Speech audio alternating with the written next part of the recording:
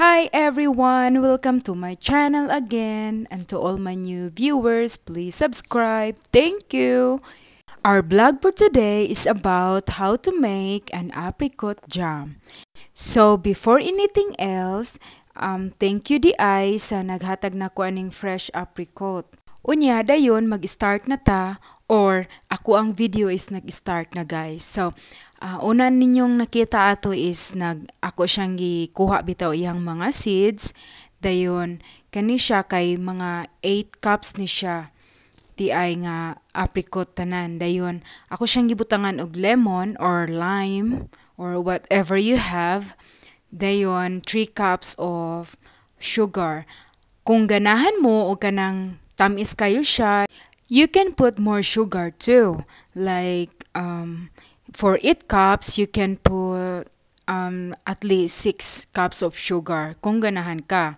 Pero ako kay dili ko ganahan og kanang sweet kaayo, so ako siyang gibutangan ra og kanang 3 cups para ma-taste or malasa nako ang fresh apricot.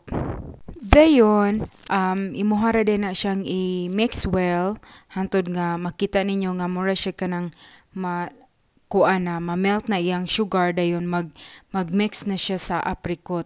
Then kinisad nga apricot, once nga maabtan na ni siya og like 20 to 30 minutes, magkuan po na siya, samaan na kanang mura siya mag-watery or something. Yun, sigihan ang gina nimo siya og kanang ukay or mix. Kay hantod siya nga mura ang apricot is maluto siya or mas soft ang apricot.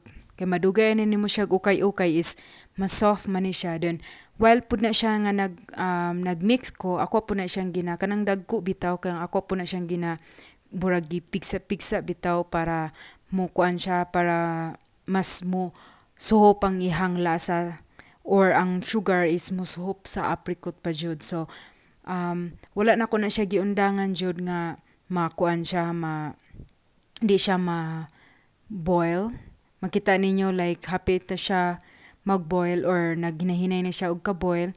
Dayon naa na siya mga bubbles sa babaw na niya. So later nga kanang hapit na nato siyang haunon is ato na siyang kinahanglan kwaon nato ng mga bubbles diha sa iyang top para dili siya mo apil nato og kuan. Like sama na karon is na siya mga bubbling na siya. So ato na siyang kwaon as much as we can nga di siya maapil later sa ato ang pagkaning.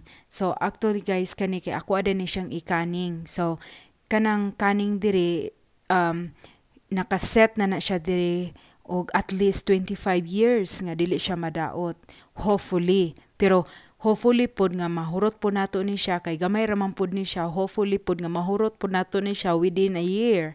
Kay dire sa muang balay is kami raman duha sa kuang banang mukaon na ni akong anak, kay dili man kayo ganahan ani. So good luck to us. Charot.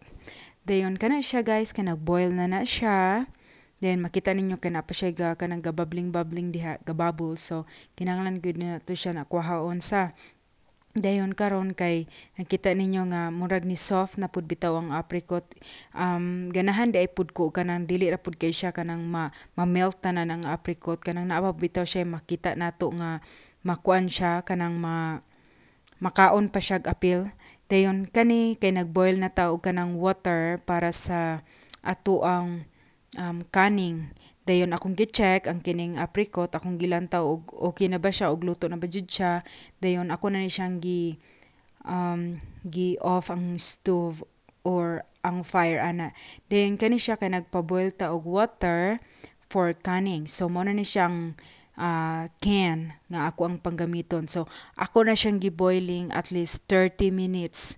Boiling jud na siya. So later naghimo rasad ko mga kuan ani, mga upat ka buok ang akong giboil ani. So tama na pud ni kayo siya sa kanang sa 8 cups nga apricot. Then mo na siyang iyang lid, ato po na siyang i-boil og kauban sa mga can, kay para mawala jud na iyang mga kago dira or unsay tawag nila ana. Dayon para po dili dayon madaot ang ato ang jam.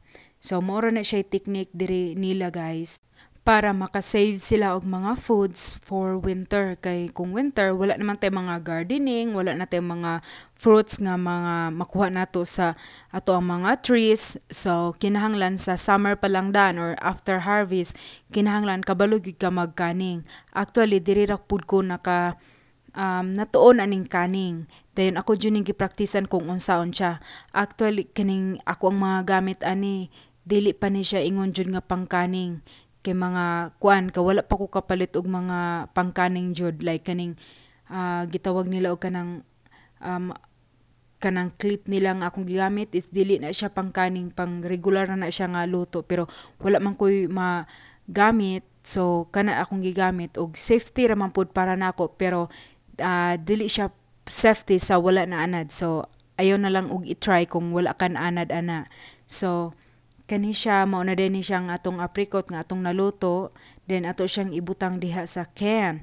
Unya dayon dili po na siya nimo kinahanglan nga kanang punon jud kaayo, kay kung ato pa man na siyang ipa-boil after, so kinahanglan nga kay og imo na siyang ipa full kaayo makuha na siya kanang muawas na siya ana iyang can.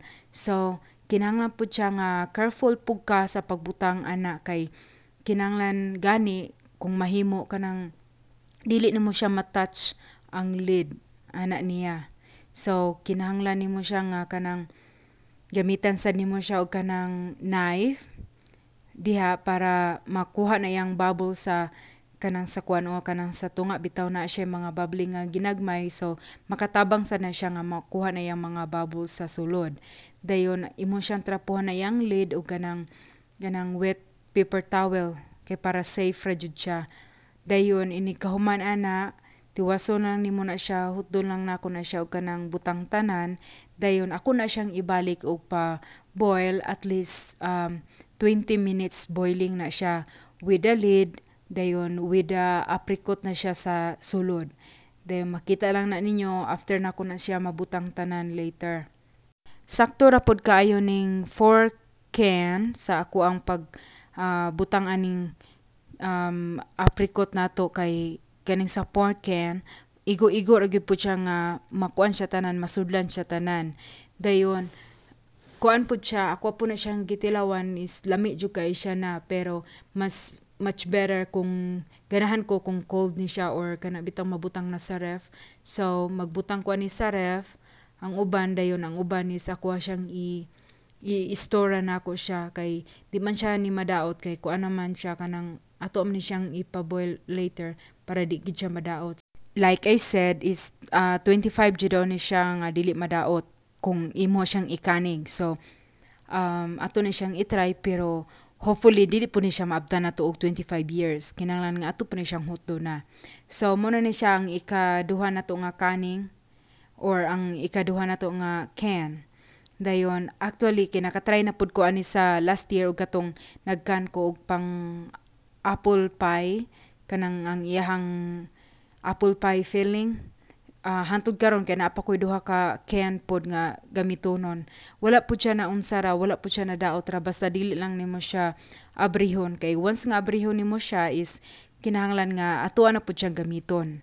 Kay og basta mang abri na siya, so ang pressure sa can is maabri na sad or mawala na siya, so kinahanglan na siya pod gamiton. So kani hapit ata mahuman ani, so karon magkuha na ta og lid diha sa ato ang gipaboil. So muna na siya ang lid una, so upat ra siya ka buok nga can atong nagamit, dayon sakto ra pud siya tanan. Then ato na siyang ibutang og lid tanan. So actually di ay kini di ako ang mga can ug mga lids, mga ginamit na nako ni siya sa una. So nana siya mga uban na mga ngan, pero okay ra kay ako man ang naggamit or ako man ang naghimo, so makas kabalura ko kung unsa na ako ang canning. So kay wala pa man tay katong bag-o nga mga cans. So karon ako na din siyang gibalik diha og boil, or gibalik na nako siya gibutang diha, dayon ato na siyang i-boil at least 20 to 30 minutes sa po siya. Dayon iniguman na mao na ni siya ang ato ang kaning. Dayon ang kulang na lang nato na is ang lid niya katong sa last part or katong sa top part niya. That's all for today guys. Thank you for watching. See you in my next vlog.